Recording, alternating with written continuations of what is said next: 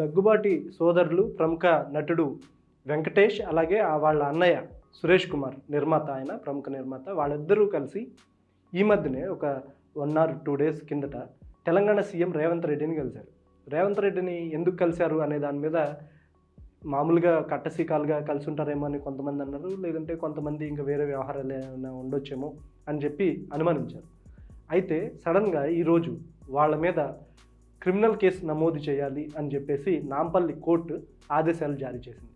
So ఈ నేపథ్యంలో ఈ కేసు విషయం, అలాగే కోర్టు నుంచి మనకి వ్యతిరేకంగా ఆదేశాలు వస్తాయి అని ముందుగానే తెలిసి దగ్గుబాటి వెంకటేష్ అలాగే సురేష్ బాబు వీళ్ళిద్దరూ కూడా తెలంగాణ సీఎంని ముందుగానే అప్రోచ్ అయ్యి వాళ్ళ కేసు అంతా ఆయన ముందు పెట్టి వివరించారు అనేది ఇప్పుడు చాలామంది చెప్తున్నటువంటి మాట. అసలు కోర్టు వెంకటేష్, సురేష్ బాబే కాదు, రానా అలాగే అభిరామ్ వీళ్ళు నలుగురి మీద కూడా క్రిమినల్ కేసు నమోదు చేయండి అని చెప్పేసి హైదరాబాద్ పోలీసుల్ని ఆదేశించింది ఈరోజు. సో అసలు ఎందుకు ఒక నలుగురు ప్రముఖ ఫ్యామిలీకి సంబంధించినటువంటి నలుగురు వ్యక్తుల మీద, అందులో ముగ్గురు హీరోలుగా ఉన్నారు, వెంకటేష్, రానా, అభిరామ్ వీళ్ళ ముగ్గురు హీరోలుగా ఉన్నారు, అలాగే ఈయనేమో ప్రముఖ నిర్మాత. సో వీళ్ళ మీద ఎందుకు ఇలాంటి పరిస్థితి వచ్చింది, వీళ్ళు ఏమన్నా అక్రమాలకి పాల్పడ్డారా అనేది కూడా చాలామంది వేసుకుంటున్నటువంటి ప్రశ్న. సో ఈ మొత్తం వ్యవహారం ఏంటో ఒకసారి చూద్దాం. ఫిల్మ్ నగర్ రోడ్డు ఉంది, మెయిన్ రోడ్డు. సో అక్కడే పక్కనే రామానాయుడు స్టూడియో ఉంటుంది. రామానాయుడు స్టూడియో బ్యాక్ సైడ్ ఈ రోడ్డు ఉంటుంది. లోపలికి వెళ్ళాలంటే మళ్ళీ లోపల నుంచి ఒక రోడ్డు ఉంటుంది అనమాట.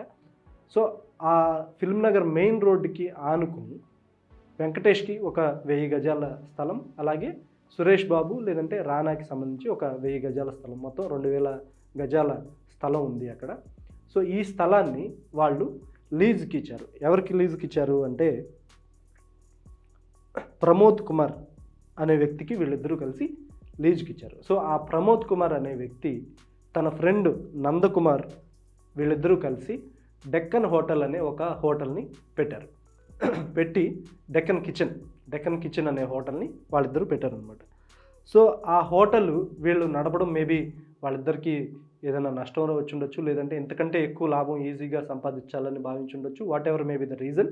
వాళ్ళు ఏం చేశారంటే ఆ స్థలాన్ని, ఆ హోటల్ని ఏదైతే కట్టారో హోటల్ డెక్కన్ కిచెన్ అని, దాన్ని సబ్లీజ్కి ఇచ్చారు. సబ్లీజ్కి ఎవరికి ఇచ్చారంటే సయ్యద్ అయాజ్, అతని సోదరుడు సయ్యద్ అజర్, వీళ్ళిద్దరికీ కూడా సబ్లీజ్కి ఇచ్చారు. ఎప్పుడైతే సబ్లీజ్కి ఇచ్చారో అప్పుడే యాక్చువల్గా దగ్గుబాటి ఫ్యామిలీ నుంచి వాళ్ళు క్వశ్చన్ చేసినట్టుగా కూడా తెలుస్తుంది. ఎందుకంటే ఫస్ట్ ఏదైతే కాంట్రాక్ట్ కుదుర్చుకున్నారో నందకుమార్తో, ఆ కాంట్రాక్ట్లో దీన్ని సబ్లీజ్కి ఇవ్వడం అనే క్లాజు లేదు అని చెప్పి వాళ్ళు చెప్తున్నటువంటి మాట. కానీ వీళ్ళు మాత్రం సబ్లీజ్కి ఇచ్చి కొంత డబ్బు తీసుకోవడంతో పాటుగా అక్కడ ఏదైతే వ్యాపారం జరుగుద్దో అందులో కొంత పర్సంటేజ్ మాకు ఇవ్వాలి అని చెప్పేసి కూడా, రెవెన్యూలో పర్సంటేజ్ ఇవ్వాలని కూడా వాళ్ళు ఒక సబ్లీజు ఒప్పందం కుదుర్చుకున్నట్టుగా తెలుస్తుంది. సో దీనివల్ల వాళ్ళు కొంత ఆదాయాన్ని కోల్పోతున్నారు, దగ్గుబాటి ఫ్యామిలీ, వెంకటేష్, మిగతా వాళ్ళందరూ కూడా. ఇంకొక విషయం ఏంటంటే వాళ్ళు ఫస్ట్ కుదుర్చుకున్న ఒప్పందం ప్రకారం అక్కడ ఒక హోటల్ నిర్మాణం జరిగితే ఆ హోటల్తో పాటుగా ఒక ఐస్ క్రీమ్ పార్లరు, అలాగే చిరుతిళ్ళ దుకాణం ఒకటి, తర్వాత ఇంకొక కాఫీ షాపు, ఒక గ్యాడ్జెట్ స్టోరు, ఇలా మొత్తం 5 వాళ్ళు నిర్మాణం చేసి అక్కడి నుంచి నడపడం, దాని ద్వారా ఆదాయం వీళ్ళకి రావడం, ఇదంతా జరిగిందనమాట. సో ఇదంతా కూడా లీజు వైలేషన్. ఏదైతే దగ్గుబాటి వెంకటేష్ అలాగే సురేష్ బాబు కుదుర్చుకున్నారో నందకుమార్తో, దాన్ని వైలేట్ చేసి నందకుమారు ఇలా చేశాడు అనేది వాళ్ళు చెప్తున్నటువంటి మాట.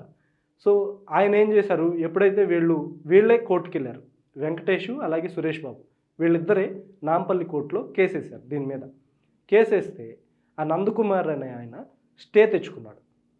అదే స్టే అంటే ఎలా ఉందో అలాగే ఉంచండి అని చెప్పేసి, అంటే ఆ డెక్కన్ హోటల్ అలాగే మిగతా నిర్మాణాలు ఏవైతే ఉన్నాయో ఆ నిర్మాణాలన్నీ కూడా అలాగే ఉంచండి అని కోర్టు చెప్పిందనమాట. సో ఈ నేపథ్యంలో ఈ వ్యవహారం అంతా ఇలా ఉండగా నందకుమార్ అనే వ్యక్తి టీఆర్ఎస్ ఎమ్మెల్యేల కొనుగోలుకి సంబంధించినటువంటి కేసులో ఆయన కూడా వన్ ఆఫ్ ది ముద్దాయిగా ఉండి జైలుకి వెళ్ళాల్సినటువంటి పరిస్థితి వచ్చింది. సో ఆయన ఎప్పుడైతే జైలుకి వెళ్ళారో అప్పుడు వెంకటేష్ అలాగే సురేష్ బాబు వీళ్ళు ఆ కేసుని మళ్ళీ మూవ్ చేశారు అని చెప్పి చెప్తున్నారు. మూవ్ చేయడమే కాదు, వాళ్ళు టౌన్ ప్లానింగ్ విభాగానికి ఫిర్యాదు చేశారు. ఏమని ఫిర్యాదు చేశారంటే, ఇక్కడ ఈ స్థలంలో అనుమతులు లేకుండా మిగతా నిర్మాణాలు, అంటే అనుమతిచ్చిన దానికంటే ఎక్కువగా నిర్మాణాలు చేశారు అని చెప్పి వాళ్ళు కంప్లైంట్ ఇవ్వడంతో ఆ టౌన్ ప్లానింగ్ వాళ్ళు వచ్చి చూశారు. అక్కడ నిజంగానే అక్కడ ముందుగా అనుమతులు తీసుకోకుండా ఐస్ క్రీమ్ పార్లరు, అలాగే చిరుతుళ్ళ దుకాణం ఒకటి, ఒక కాఫీ షాపు, అలాగే ఇంకొక గాడ్జెట్ స్టోరు, ఇలా 5 ఒకదానికి అనుమతులు తీసుకుంటే 5 అక్కడ ఉన్నట్టుగా తేలింది. సో దీంతో ఆబ్వియస్గా ఏం చేస్తుంది టౌన్ ప్లానింగ్ జీహెచ్ఎంసీ వాళ్ళు దాన్ని కూల్చివేశారు. సో ఆ కూల్చివేత టైంలో వీళ్ళు కూడా సహకరించారు అక్కడ.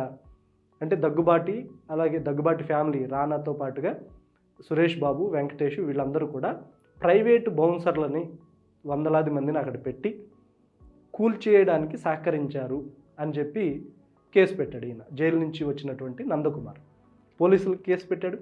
అలాగే కోర్టుకెళ్ళి కోర్టులో కూడా ఒక పిటిషన్ దాఖలు చేశాడు. ఏమని, దీన్ని యథాతథ స్థితిని కొనసాగించండి అని మీరు మాకు స్టే ఇస్తే వాళ్ళేమో వాటిని కూల్చేశారు అని చెప్పి, కూల్చేయడం వల్ల కోట్లాది రూపాయలు పెట్టి నేను కట్టుకున్నటువంటి భవనాలు, అందులో ఉన్నటువంటి ఫర్నిచరు అన్నీ కూడా ధ్వంసం అయిపోయినాయి, కోర్టు ఆదేశాలను కూడా వాళ్ళు ధిక్కరించారు అని చెప్పి ఆయన కేసు వేయడం జరిగింది.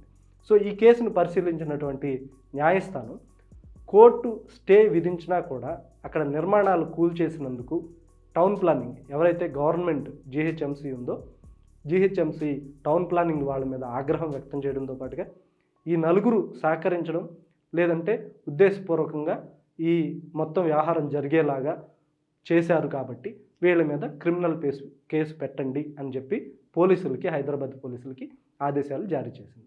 సో ఇప్పుడు వాళ్ళు రేవంత్ రెడ్డి సీఎంని కలిశారు కాబట్టి ఈ కేసులో ఎలా మలుపులు తిరుగుద్ది, ఒకవేళ దీని మీద రాజీ చేసుకుంటారా ముఖ్యమంత్రి దగ్గర కూర్చొని, లేదంటే కోర్టు ఆదేశాలను పాటించి పోలీసులు కేసు నమోదు చేస్తారా, ఏం జరుగుద్ది అనేది వేచి చూడాలి.